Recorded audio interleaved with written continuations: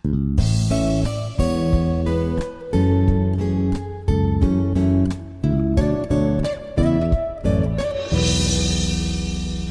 teman-teman, masih balik lagi nih di Blastpot episode selanjutnya gitu. Ini episode lanjutan yang tadi gitu. Mungkin kalau tadi kan kayak ya tanggung gitu, kepotong gitu kan. Belum nyampe nih karirnya nih, masih yang SMA kuliah, kayak karir kerjanya tuh belum nyampe gitu. Nah, jangan khawatir, ini masih bakal ada bahasannya lagi. Jadi nggak keputus sampai tadi aja, tapi masih ada lanjutannya lagi.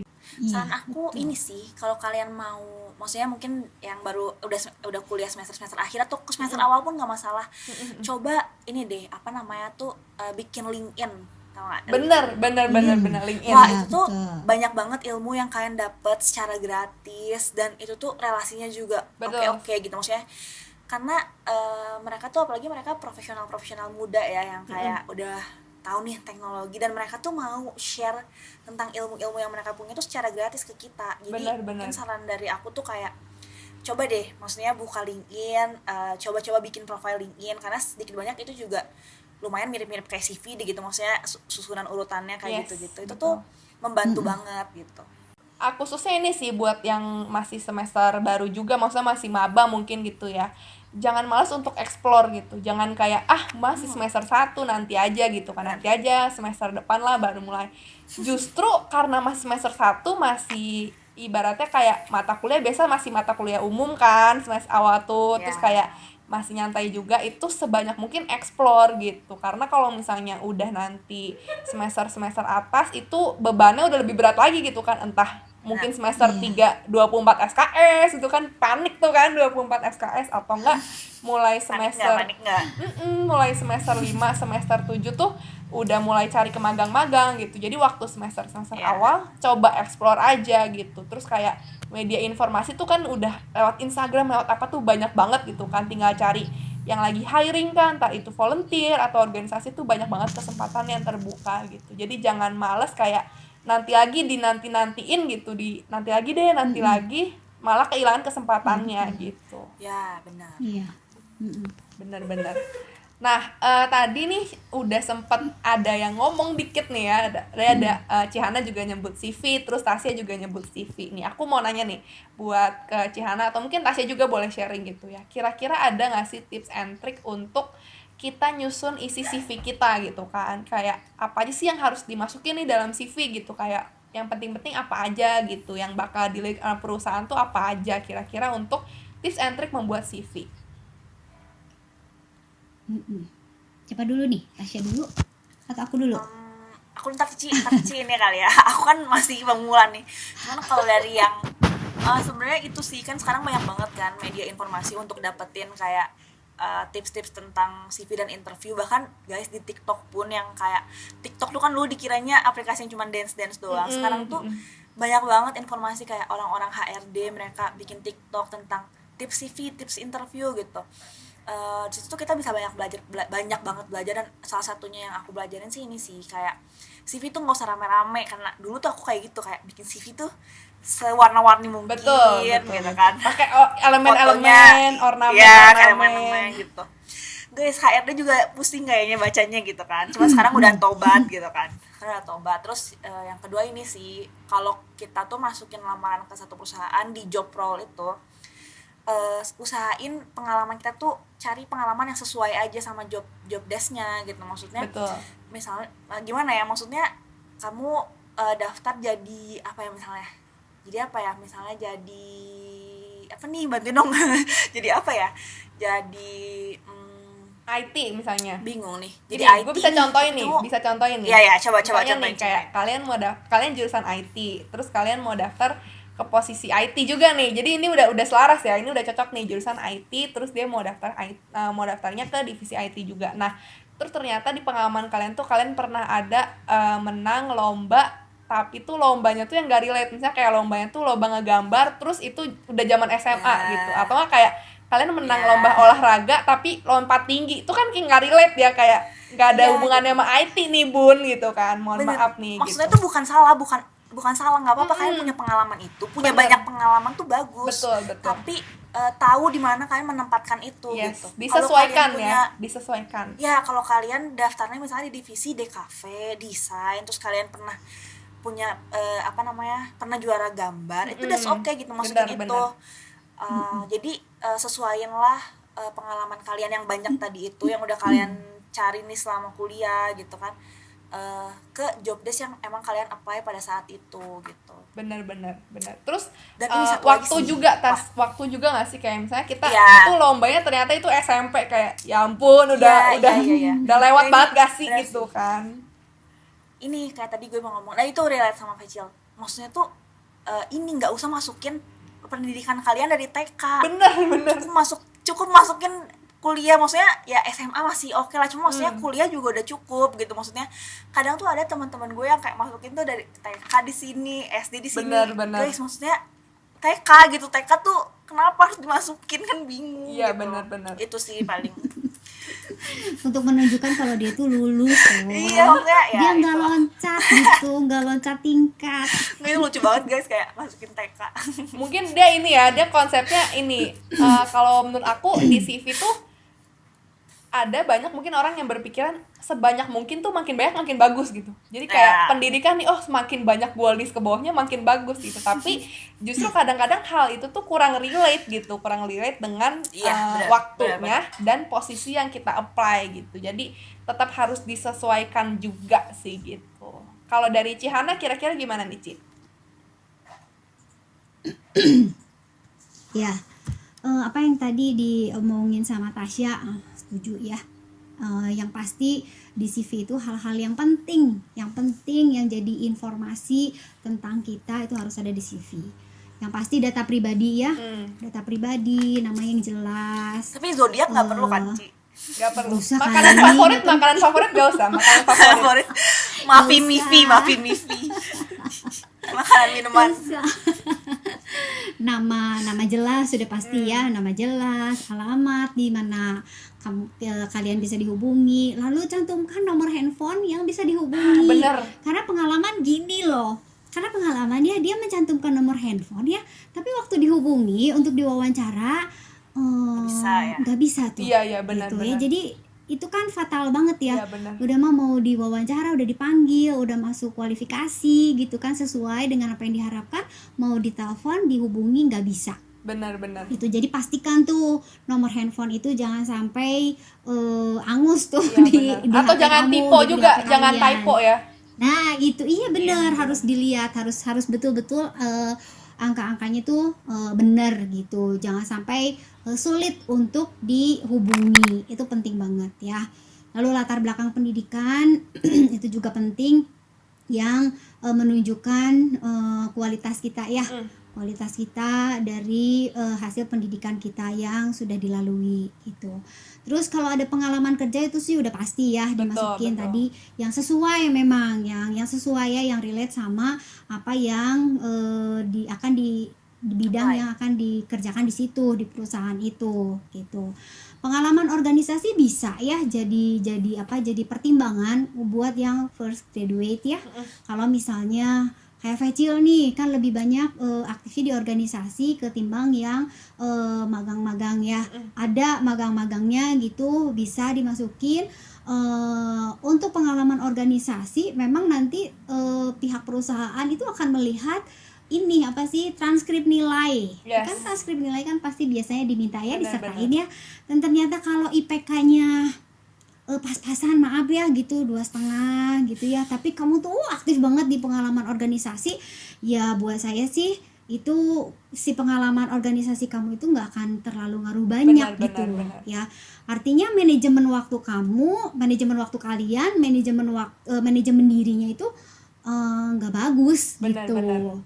Karena kalau misalnya memang kamu bisa aktif di organisasi, tapi kamu juga harus menyelesaikan apa yang jadi tanggung jawabnya dengan baik gitu. Itu kan top banget tuh gitu ya.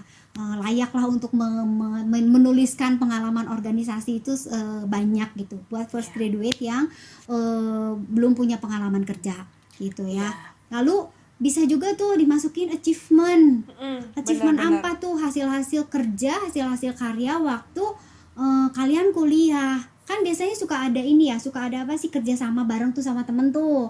Ya. Kalau yang bisnis bikin startup, kalau yang IT itu bikin program, bikin apps mungkin yang udah masuk ke Play Store gitu ya. Menulis buku misalnya yang diterbitkan sama penerbit yang terpercaya gitu, itu bisa dimasukin. Memang yang harus nyambung ya sama bidang yang di perusahaan itu gitu. Lalu skill yang spesifik juga itu yang menunjang perlu tuh dimasukin gitu.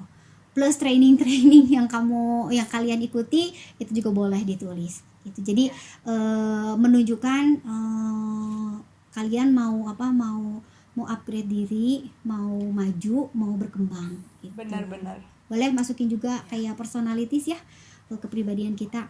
Kayak misalnya orangnya tekun, bukan soal mau muji diri, bukan ya, tapi ya memang yang sesuai gitu dengan diri kita. Kita bisa dengan percaya diri, dengan yakin kita menampilkan ini loh kelebihan aku tuh, kelebihan kita tuh ini yang bisa membantu perusahaan untuk bisa lebih maju nanti di bidang yang akan kerja gitu di situ. Benar-benar. Itu sih. Mau nambahin deh Cil. Kan maksudnya nanggapin pendapat Chana yang tadi yang kalau misalnya bilang harus seimbang manajemen waktunya antara organisasi sama kuliah kita, karena banyak banget. Maksudnya gue di sini posisinya nggak yang terlalu aktif di organisasi. Kadang tuh anak-anak yang aktif organisasi suka ngomong gini, Cil, lo ngapain sih ambis banget kuliahnya belajar gitu, mending join organisasi. Bener-bener. Orang-orang di luar sana juga yang ngerekrut gitu tuh gak nyari orang-orang yang IPK-nya tinggi kali, mereka tuh nyarinya yang organisasinya banyak karena lebih bisa berrelasi gitu lah. Maksudnya padahal sebenarnya enggak, maksudnya tuh kayak ya secukupnya lah, maksudnya. Betul. jangan karena aktif banget di organisasi tapi nilainya segitu, jangan juga karena ambis banget di kuliah tapi nggak pernah bersosialisasi juga. Benar, gitu. Jadi berakademis dan berorganisasi dengan seimbang dan sewajarnya aja sih kalau tadi. Benar. Maksudnya Setuju sih, benar. Soalnya gini sih, masalahnya tuh kita harus balik ke realitanya juga gitu sih. Kayak misalnya kalau misalnya dia fokus ke organisasi gitu, terus ternyata IPK-nya turun atau bahkan lulusnya lebih dari 4 tahun misalnya gitu, sampai nambah berapa semester, udah gitu IPK-nya juga nggak terlalu bagus. Nanti misalnya IPK-nya anggaplah di bawah 3 gitu kan. Nanti pada saat di apply kerja juga susah, karena perusahaan tuh minimal aja sekarang udah 3 nggak sih IPK. Bahkan ada yang 3,2, 3,5 gitu kan.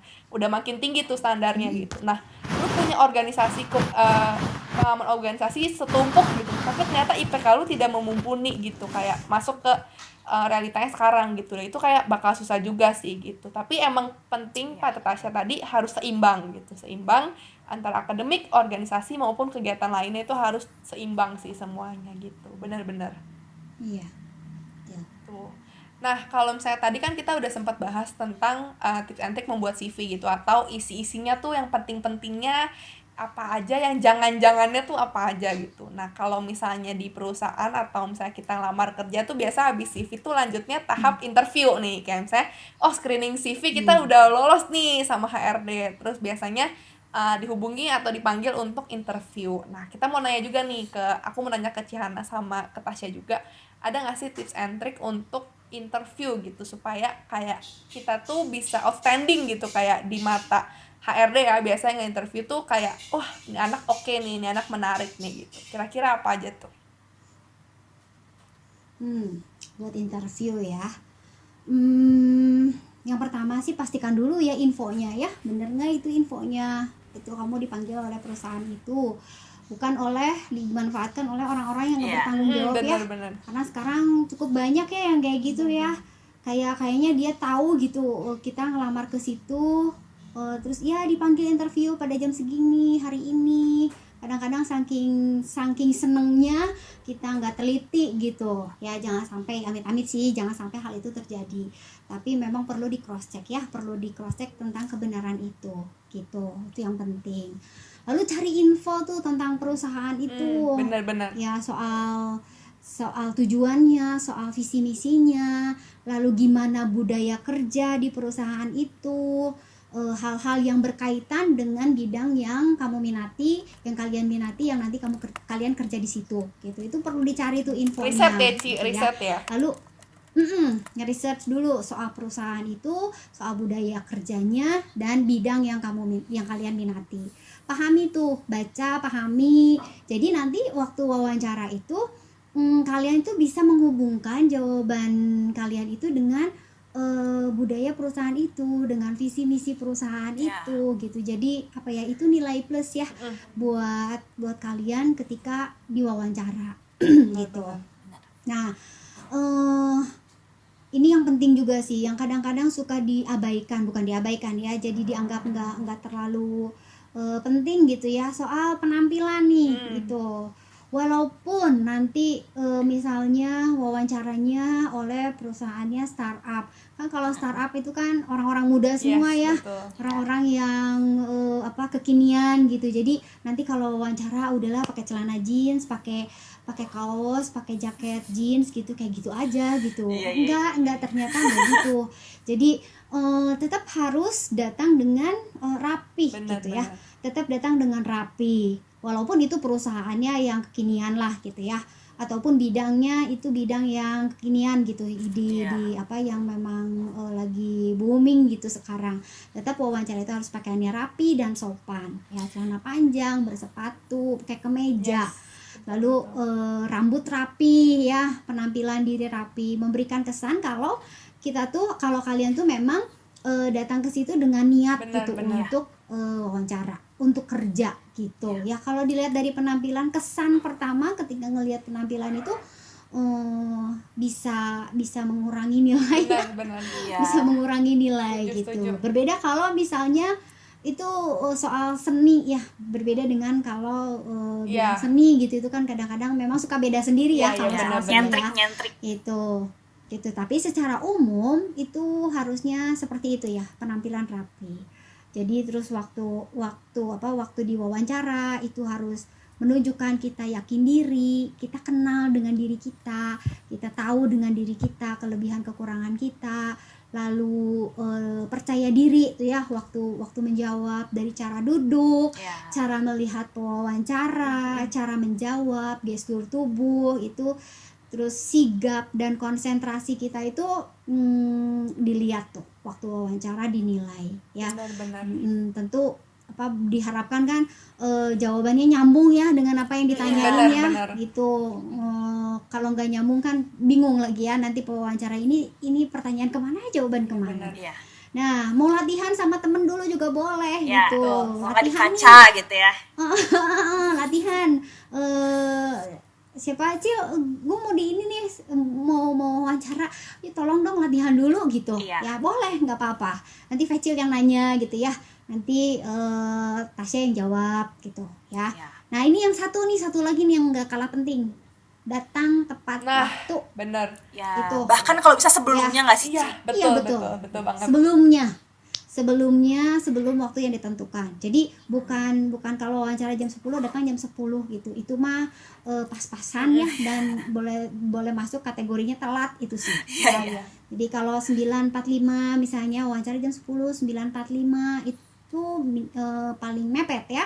Jadi kita tuh bisa siap-siap relax dulu gitu, biar nggak terlalu tegang gitu kan. Betul, iya. Benar bisa lihat tuh suasana di situ seperti apa ya. Kadang-kadang melihat suasana juga kadang-kadang bisa jadi lebih tegang ya, tapi paling nggak kita bisa menyesuaikan dulu dengan keadaan kita. Benar ya. Bahkan Ci, yang lebih parah daripada, kalau mungkin itu kalau tadi Cici wawancara offline ya, ini tuh aku sering banget baca di Twitter sekarang sekarang semua udah online kan. Ada orang wawancara kerja yang rambutnya tuh masih dijepit pakai jepit bebek gitu loh, yang kayak baru bangun tidur. Lihat jam, gue ada wawancara nih jam 10, bangun tuh jam 10 kurang 5 gitu loh. Maksudnya tuh jangan kayak gitu lah, walaupun kita di rumah, walaupun kita WFH gitu, tetap proper gitu. Maksudnya tetap pakai kemeja, tetap misalnya rambut tuh yang rapi gitu. Karena itu tuh kesan pertama kita ketika dilihat sama interviewer tuh akan baik gitu jadinya ke depannya. Benar. Gitu. Dan ini sih tadi sama kayak Cihana sih yang diomongin, kayak kenalin perusahaannya. Mungkin sebelum kan udah pasti dia kasih jadwal interview, nggak mungkin sih hari itu, biasanya jarang banget yang langsung hari itu, biasanya hari sebelum lah bener. minimal tuh kalian pelajarin lah si perusahaan itu bergeraknya di bidang apa, atau mungkin sekarang mereka udah kerja sama akuisisi bareng sama perusahaan lain, mereka udah berdiri sejak kapan. Itu penting banget buat jadi first impression interviewer ke kalian. Benar-benar setuju sih, aku setuju sih sama semua yang tadi disebutin sama Cihana, sama Tasya gitu. Terutama yang tepat waktu juga itu kadang-kadang tuh kalau misalnya aku karena beberapa kali nge-interview orang gitu kan gitu secara online gitu, dan gedek banget kalau misalnya ada yang telat, walaupun kayak telatnya sebenarnya semenit tapi kayak gedek gitu, kayak gua aja nge-interview aja bisa tepat waktu, lu masa yang mau di-interview telat gitu kan. Terus kayak ngeremehin banget gitu, kayak cuman kayak alasan iya kak maaf telat gitu. Bahkan kadang ada yang nggak maaf gitu kalau misalnya kayak maaf kak apa jaringan apa ya mungkin nggak tahu juga dia alasan atau apa, tapi kadang-kadang tuh ada yang dia nggak maaf nggak apa cuek aja gitu padahal udah telat 10 menit gitu kan. Kayak itu kan padahal sayang banget gitu, dan itu tuh jadi first impression dari yang nge-interview juga pasti sebel gak sih, kayak ini mah telat gitu kan, Iya, belum mulai kerja loh gitu, ini baru interview aja telat gitu kan. Iya. Terus kayak mungkin di situ juga ngejawabnya dia kayak biasa aja, ya udah makin minus nggak sih gitu, bukannya jadi poin plus malah jadi poin minus gitu. Terus setuju juga sama Tasya, ibaratnya interview tuh first impression si perusahaan sama kita nih yang bakal kerja gitu. Jadi kayak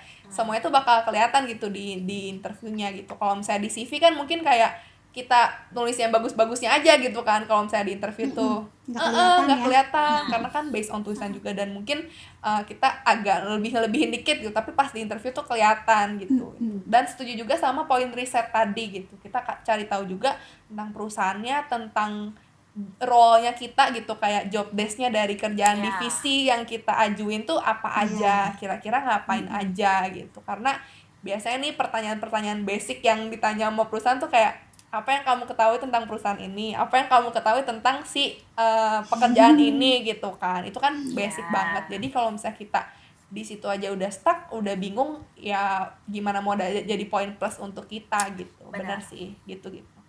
Oke, nah aku setuju banget nih sama tadi bahasan dari Cihana, dari Tasya soal CV sama interview. Nah mungkin ini akan menjadi pertanyaan penutup kita, yaitu pada saat posisinya kita udah lewatin proses CV, udah lewat proses interview, dan kita udah masuk nih Ci, di dalam pekerjaannya nih, kita udah dapet nih gitu, puji Tuhan kita udah dapet pekerjaannya.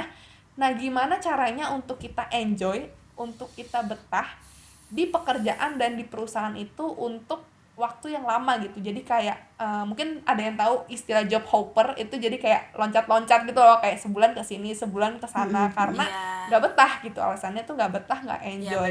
Kira-kira gimana sih gitu untuk kita bisa betah, kita bisa enjoy di satu tempat, di satu divisi untuk waktu yang lama? Ya, ini aku mau nambahin pertanyaan lucu. Sama sih sebenarnya. Kayak aku juga kan baru mulai nih kerja, ini udah bulan kedua sih, tapi tuh kayak enjoy banget karena tadi aku bilang aku di startup yang kerjanya sama anak-anak muda yang have fun gitu kan. Cuman karena startup nih cenderung workpace-nya kayak apa sih, cepet banget gitu, kayak apa-apa tuh harus sekarang gitu, itu bikin capek banget. Dan kayak sedangkan aku tuh kemarin sempet nganggur kayak 5 bulanan gitu kan, yang kayak bangun siang nggak ada tanggung jawab gitu kan, tiba-tiba sekarang kayak jeng gitu, bangun harus jam 9 udah harus masuk sampai sore sampai malam kadang, karena di startup gitu kan, kayak nggak ada waktu gitu.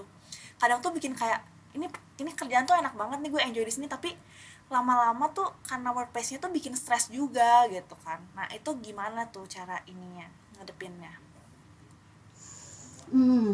Wah susah ya. Pertanyaannya berat ya. Pertanyaannya berat.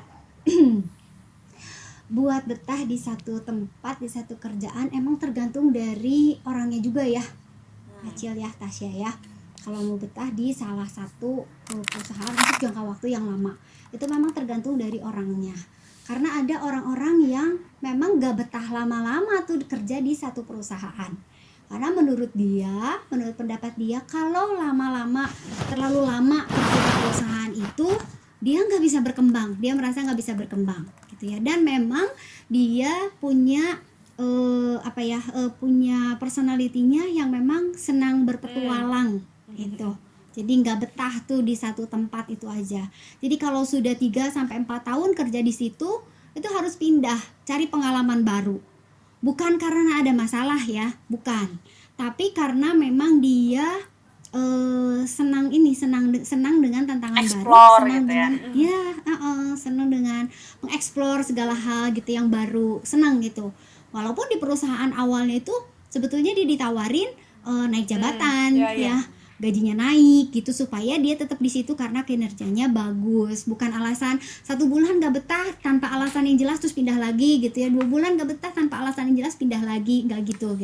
Ini untuk orang yang memang punya jiwa petualang gitu ya, karena saya tuh nemu gitu ya alumni itu yang seperti itu, udah 3-4 tahun saya harus pindah, entah itu pindah baik pindah perusahaan dari satu perusahaan ke perusahaan lain ataupun pindah negara, maksudnya kerjanya pindah ke negara lain gitu. Untuk wah itu tantangan banget gitu, challenge banget buat dia untuk dia bisa mengembangkan diri dan dapat pengalamannya kaya banget gitu, pengalamannya luar biasa. Nah jadi kalau orang yang seperti itu bukannya berarti jadi kayak kutu loncat gitu ya, tapi karena memang dia punya tujuan tertentu. Nah kalau memang bisa bertahan di situ di satu tempat ya, sudah merasa nyaman, kalau nyari lagi kerja itu cukup sulit gitu ya untuk dapetin lagi yang lain. Belum tentu juga dapat yang oke gitu ya dan cepat gitu dari untuk dapat yang baru, males buat adaptasi lagi. Nah jadi di tempat itu memang kita harus bisa punya tujuan ya, itu yang penting ya, punya tujuan. Kamu kerja di situ mau apa gitu, itu yang selain cari uang gitu ya. Selain nyelesain pekerjaan, kamu punya tujuan apa di situ? Tanya Tuhan, kalau Tuhan tempatin di situ tujuannya mau apa? Itu yang terpenting ya. Lalu bangun relasi sama orang lain dengan rekan kerja. Memang gak selalu cocok sih sama rekan kerja, udah pastilah ya ada yang gak cocok gitu ya, ada yang kok kayak gitu sih orang teh gitu ya, punya pendapat yang berbeda, pandangan yang berbeda, kebiasaan yang berbeda, kepribadian yang berbeda. Tapi belajar untuk bisa mengekspresikan dengan tepat gitu ya. Jadi walaupun kita jujur aja kita nggak terlalu suka nih sama orang itu, jangan sampai, bukan munafik ya, tapi bagaimana kita mengelola diri, bagaimana kita mengelola emosi kita ketika berrelasi, ketika berhubungan dengan orang yang nggak terlalu kita nyambung gitu kalau ngobrol. Kayaknya kesannya setiap kali kalau kita ketemu tuh ada masalah aja gitu ya. Nah jadi dari kitanya dulu regulasi diri, regulasi emosi, kita belajar untuk tahan diri gitu ya. Jangan sampai dengan mudahnya bilang gak suka, sebel sama orang lain ya, karena nanti kita kan tuh nggak tahu nanti ke depan itu mungkin orang itu yang jadi atasan kita atau orang itu yang nanti akan nolong kita nggak tahu gitu. Jadi bangunlah relasi dengan orang-orang yang ada di sekitar kita gitu ya. Nggak harus jadi teman dekat, enggak, tapi kita membuat situasi lingkungan di situ, di tempat kita kerja itu enak gitu untuk kita bisa kerjasama atau bekerja. Boleh untuk kita bisa punya teman-teman dekat yang support kita banget ya, itu teman-teman dekat untuk saling support, saling dukung, jadi yang memperhatikan kita gitu, itu boleh ya, boleh banget. Karena di situ juga jadi istilahnya mah jadi kayak tempat kerja itu jadi kayak rumah keduanya gitu ya, karena kita menghabiskan banyak waktu di situ gitu selain di rumah gitu. Jadi mari kita bikin lingkungan itu nyaman gitu buat kita. Maksudnya nyaman bukan berarti keterusan keenakan di situ, bukan ya. Nah yang penting lagi untuk improve diri, nah ini penting gitu, tingkatkan kemampuan, skill kalian, kemampuan dan skill kita gitu. Kalau kita nggak nunjukin performa yang bagus, ya karir kita akan stuck di situ gitu. Kita mungkin aja bisa ngelihat kok orang lain kayak gini ya, dia kok kayaknya jenjang karirnya kok cepet banget gitu. Kita kadang-kadang cuma ngelihat seperti itu, perjuangan di balik itu kadang-kadang dilupakan gitu. Nah kita improve diri tuh supaya kita bisa menunjukkan kemampuan kita, menunjukkan kinerja kita sumbangsi kita di perusahaan itu gitu. Jadi dikasih kepercayaan untuk bisa melakukan hal-hal yang lebih besar untuk mengembangkan perusahaan itu, di mana kalian kerja, di mana kita kerja gitu. Benar-benar.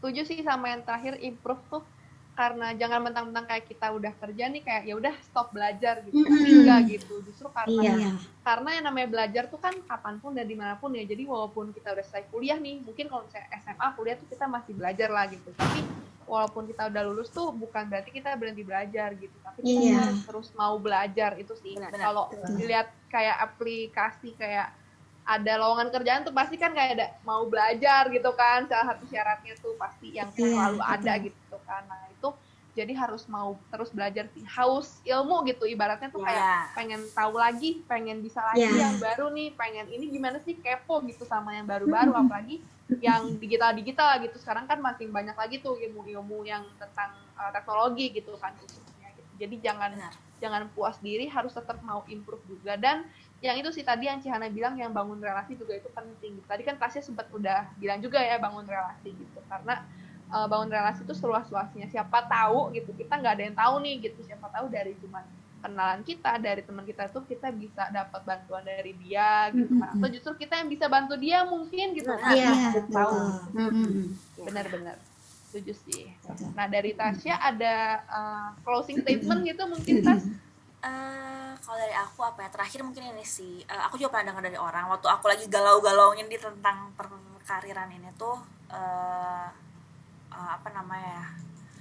beliau tuh ngomong kayak gini, kayak lakuin apapun yang bisa lo lakuin saat itu, dari mulai skill, nambah skill, nambah relasi, terus apa lagi ya, pokoknya apapun deh kesempatan yang ada saat itu lo coba, dan jangan nutupin jalannya Tuhan, karena jalannya Tuhan tuh bisa dari mana aja. Jadi jangan bener-bener kayak misalnya ada kesempatan A, B, C, terus kayak enggak deh maunya A aja, tapi jangan kayak gitu, cobain aja A, B, C, nanti biar Tuhan yang tuntun emang di mana tempatnya. Kalau emang bukan dari Tuhan pasti Tuhan tutup juga pintunya, dan kalau emang dari Tuhan pasti Tuhan buka dan lancarin gitu. Jadi intinya apa ya siapin skill, berdoa, ya berserahlah intinya sama Tuhan kalau masalah kerjaan, karena emang jujur juga susah ya.